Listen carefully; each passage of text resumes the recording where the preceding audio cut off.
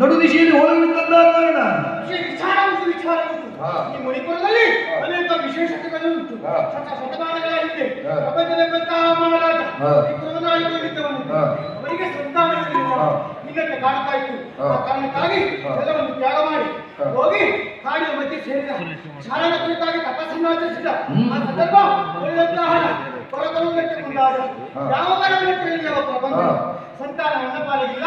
ಆ ಕಾರಣಕ್ಕಾಗಿ ಸಂತಾನವನ್ನು ಗ್ರಹಿಸಬೇಕೆಂದು ಆ ಸಂದರ್ಭದಲ್ಲಿ ಪ್ರಪಂಚದ ಹೇಳಿದ ಪರಶಿವ ಕೊಟ್ಟಂತಹ ವರ, ಪ್ರಪಂಚನ ನಿನಗೆ ಸಂತಾನವಿಲ್ಲ, ಆದರೆ ನನ್ನ ಕೃಪೆಯಿಂದ ಒಂದು ಸಂತಾನವನ್ನು ಅನುಗ್ರಹಿಸ್ತಾ ಇದ್ದೇನೆ, ಅದರಿಂದಲೇ ನಿನ್ನ ಮುಂದುವರಿತದೆ ಎಂದು 6 ತಲೆಮಾರುಗಳು ಕಳೆದವು. ನಂತರ ನನ್ನ ತಾಯಿ ಚಿತ್ರಾಂಗತೆ, ಅವಳಿಗೆ ಈ ಅಧಿಕಾರವನ್ನು ಪಡೆದವಳು ಹೌದು, ನಡೆಸಿದವಳು ಹೌದು. ನಂತರದಲ್ಲಿ ಈ ಅಧಿಕಾರವನ್ನು ಪಡೆದವ ನಾನು ಒಬ್ಬರು ವಾಹನ, ನಿತ್ಯ ಓಲನ್ನು ಕೊಡುವುದು ವಿಶೇಷವೇ ಹೌದು, ಜೊತೆಗೆ ಧರ್ಮವೂ ಹೌದು. ಇಂದು ಹಾಗೆ ಓಲನವನ್ನು ವಿಸರ್ಜಿಸಿ ಸತ್ಯ ಮನೆಯನ್ನು ಸೇರುತ್ತಾ ಇದ್ದೇನೆ. ಯಾರೇ ಮತ್ತೆ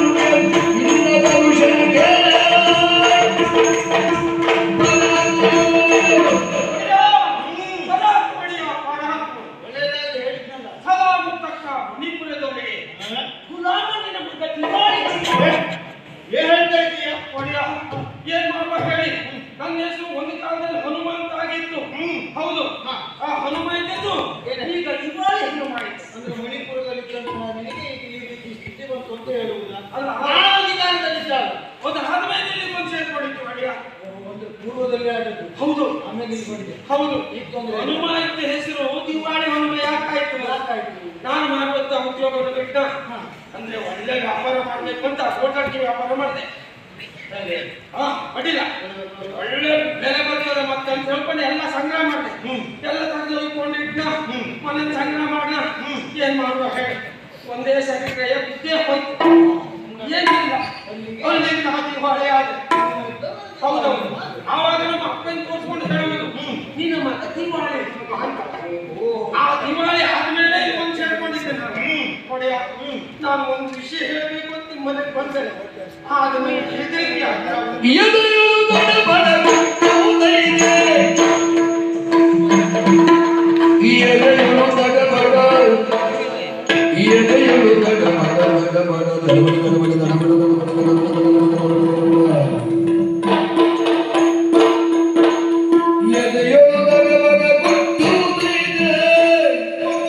ಬೆದರಿಕೆಯಿಂದ ಬಾಯಾರೈತೆ, ಬೆದರಿಕೆಯಿಂದ ಬಾಯಾರೈತೆ.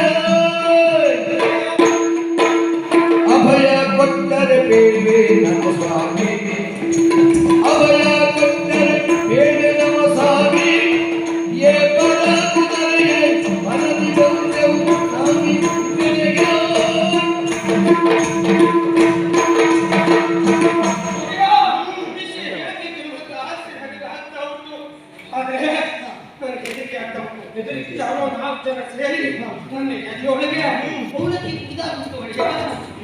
ಹೌದು ನೀವು ಅಭಯ ಕೊಡ್ತೀರಿ ಅಂತ ಹೇಳ್ತೇನೆ ಒಳಗ. ಮಣಿಪುರದ ಮಾನ್ಯಾಧಿಪತಿ ನಾನು. ನಿನ್ನಲ್ಲಿರುವಂತಹ ಹೆದರಿಕೆ ಎಲ್ಲ ಅಭಯವನ್ನು ಕೊಡ್ತಾ ಇದ್ದೆ. ನನಗೆ ಈ ಧೈರ್ಯ ಬಂತು ಒಡೆಯ. ಒಡೆಯ ಕೋರದಲ್ಲಿದ್ದಂತಹ ಸಂದರ್ಭ ಅಲ್ಲಿ ಒಂದು ಸೇನೆ ಬಂದಂತೆ. ಸೇನೆ ಅಷ್ಟೇ ಅಲ್ಲ, ಆನೆ ಸೇನೆ ಬಂದಂತೆ, ಮುಂದೆ ಬಂದಂತೆ, ಮಾರ್ಬಲ್ ಬಂದಂತೆ.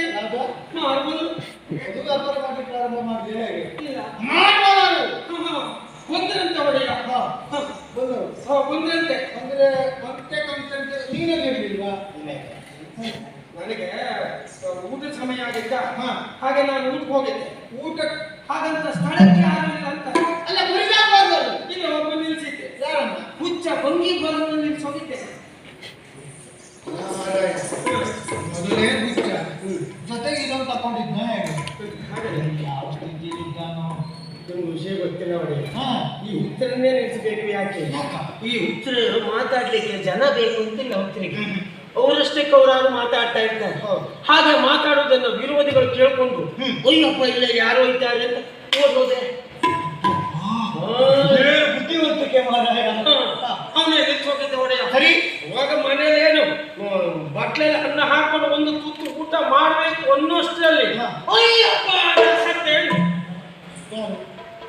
ಶಬ್ದ ಕೇಳಿದ್ವಿ. ಆಮೇಲೆ ಅಲ್ಲಿಂದ ತಡಪಡ ಮಾಡಿ ನಾವು ಓಡ್ ಬಂದ್ವಿ. ಕೋಟೆಯ ತುದಿಯನ್ನೇ ಏನಿದೆ ಹೀಗೆ ನೋಡ್ತೇನೆ ಒಡೆಯ. ಅಯ್ಯಪ್ಪ ಎಲ್ಲ ನೋಡುವ ಜನವೇ ಜನಸಾಗರ. ಹೌದು ನಾನು ಹೇಳಿದಾಗೆ ಆನೆ ಸೇನೆ ಎಲ್ಲ ಉಂಟು. ಯಾರೋ ವಿರೋಧಿಗಳು ಬಂದಿದ್ದಾರೆ ಅಂತ ಗೊತ್ತಾಯ್ತು. ಸರಿ ತಡ ಮಾಡಲಿಲ್ಲ, ಮ್ಯಾಲಿಂದ ಕೆಳಗೆ ಹಾಕಿಬಿಟ್ಟೆ.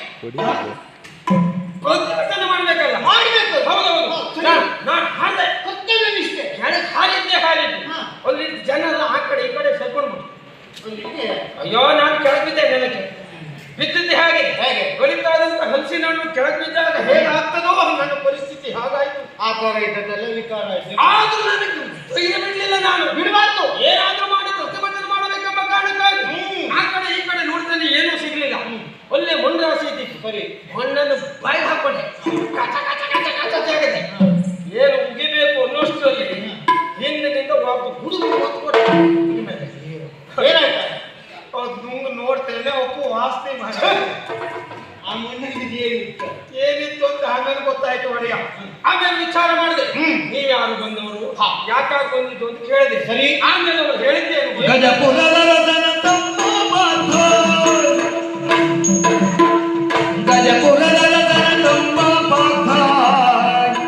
ಬರದಿಯಾಗವ ಗಯವ ಕೊಂಡು ಬರದಿ ಯಾಗದ ಗಯವ ಕೊಂಡು ಬರದಿ ನಂಬುವವನಿಗೆ ಬಂದವನೇ ಪಾಪ. ಬರದಿ ನಂಬುವವನಿಗೆ ಬಂದವನೇ ಬರದಿ ನಂಬುವವನಿಗೆ ಬಂದವನೇ. ಆಮೇಲೆ ವಿಷಯ ಗೊತ್ತಾಯ್ತು ಯಾರು ಅಂತ. ಯಾರಂತ ನೋಡಿರ್ಲಿಕ್ಕಿಲ್ಲ. ಗಜಪುರ. ಗಜಪುರ ಹೌದೌದು ಕೇಳಿರ್ಬೋದು, ನೋಡಿರ್ಲಿಕ್ಕಿಲ್ಲ.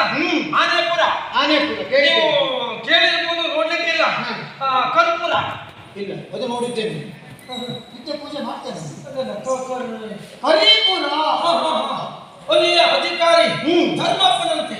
ಧರ್ಮಪ್ಪ ಹೌದೌದು, ಧರ್ಮರಾಯ ಧರ್ಮಶ್ರೇಷ್ಠ ಹೌದೌದು. ಸರಿ ಈ ಸೇನೆಯ ನೇತಾರನಾಗಿ ಈ ಗಂಡನಿಗೆ ಗಂಡ ಮೂರು ಲೋಕದ ಗಂಡು ಪ್ರಧಾನಂದನ ಪಾರ್ಥ ಮಾಂಸ ಮಾಡ್ತ ಅದು ಮಾಡು ನೀರು ಅಲ್ಲ ಮಹಾಸಮರ್ಥ. ಅವ ಬಂದಿದ್ದಾನೆ ನಿಮ್ಮನ್ನು ನೋಡ್ಬೇಕಂತೆ, ನಿಮ್ಮನ್ನು ಮಾತಾಡ್ಬೇಕಂತೆ. ಅಷ್ಟೇ ಅಲ್ಲ, ಕೊನೆಯದಾಗಿ ನಂಗೆ ಒಂದು ಮಾತು ಹೇಳ್ದೆ ಬರಲು ತುಂಬಾ ಬೇಸರ ಆಯ್ತು ನನಗೆ. ಎಲ್ಲರಿಗೂ ಬೇಸರ ಆಗಲಿಲ್ಲ. ಹೌದು, ಕೊನೆಯದು ಒಂದು ಮಾತು ಹೇಳ್ದ. ಏನು? ಹೋಗು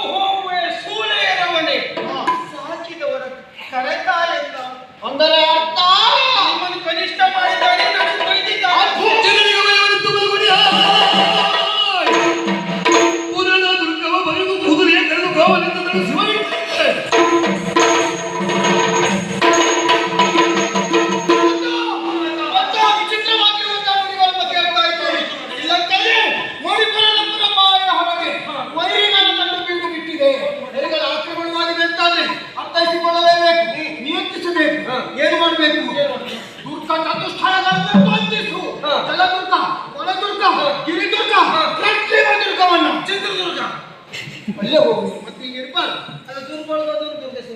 ಅದಲ್ವ ಮಾರಾಯ, ಕಟ್ಟಿ ಮಗುರು ಅದು ಮಾಡಿದೀನಿ. ಅದೆಲ್ಲ ಬಂಧಿಸಬೇಕು. ಜೊತೆಗೆ ಒಬ್ಬ ನಾಡಿನ ಅಧಿಪತಿಗೆ ಮುಖ್ಯವಾಗಿ ಬೇಕಾಗಿರುವುದೇನು? ಪ್ರಜಾವರ್ಗ. ಅದೆಲ್ಲ ಸೇರಬೇಕು. ಹೇಗೆ ಮತ್ತೆ ರಾತ್ರಿಯ ಸಮಯವಾದರೂ ತೊಂದರೆ ಇಲ್ಲ. ಮಣಿಪುರದಲ್ಲಿ ವಿಶೇಷ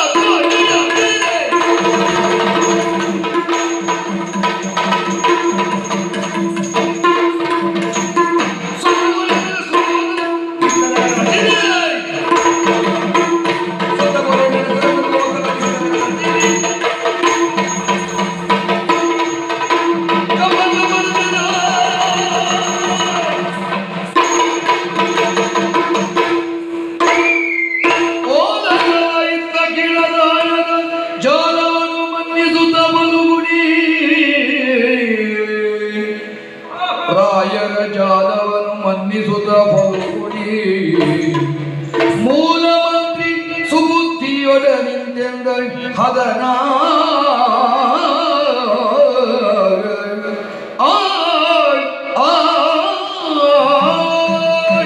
ನೋಡ್ತಾ ಇದ್ದೀನಿ.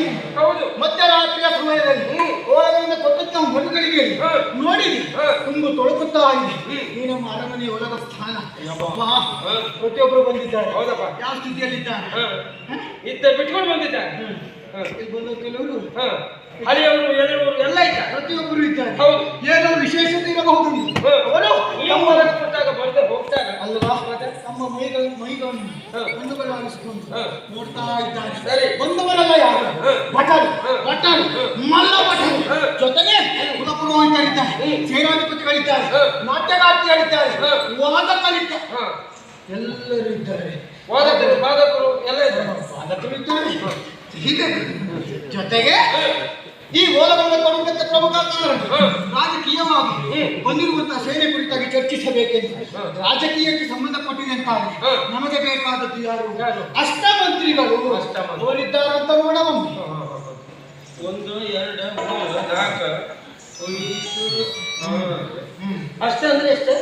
16 ಅಷ್ಟೇ. ಅಷ್ಟನ್ನು ಎಂಟಲ್ಲಿ ಯಾವುದು 8 1 2 3 4 5 ಒಂದು ನೌಕರಿ 7 7 6 5 4 3 2 1 ಅದು ಎಷ್ಟು ಲೆಕ್ಕ ಮಾಡಿ ಒಬ್ರು ಕಾಣ್ತಾರೆ. 8 ಇರಬೇಕಲ್ಲ. 8 ಇರಬೇಕಿತ್ತು. ಇದ್ದದ್ದು ಯಾರೋ ಒಬ್ಬರಿಲ್ಲ. ಯಾರಿಲ್ಲ? ಇವರಿಲ್ಲ. ಮೂಲ ಮಂತ್ರಿಗಳಾಗಿರುವಂತಹ ಸುಬುದ್ಧಿ. ಮೂಲವ್ಯಾಧ ಮಂತ್ರಿಗಳಿಲ್ಲ. ಅದು ನೀನೆ. ಯಾವಾಗ ನೀನೆ? ನನಗೆ ಅನುಮಾನ ಇತ್ತು ನೀನೆ. ಮೂಲವ್ಯಾಧ ಮೂಲ ಮಂತ್ರಿ ಸುಬುದ್ಧಿ. ಸುದ್ದಿಯವರಿಲ್ಲ. ಸುಬುದ್ಧಿಯವರಿಲ್ಲ. ಸುಬುದ್ಧಿಯವರಿಲ್ಲ. ಅವರು ಶೀಘ್ರ ಬರಬೇಕು.